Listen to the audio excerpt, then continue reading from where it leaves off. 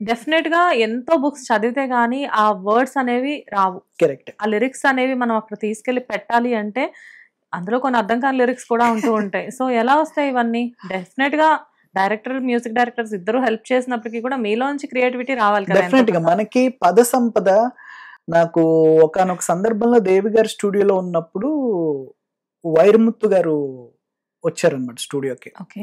So Vairamuthu గారు, సిరివెన్నెల సీతారామ శాస్త్రి గారు, వేటూరి గారు వీళ్ళందరూ ఈ సాహిత్యం అనే దానిలో తీసుకుంటే వీళ్ళు గ్రేట్ పీపుల్ అనమాట.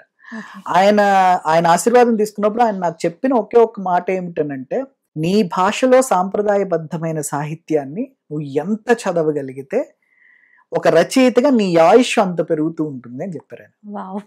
భలే చెప్పారే.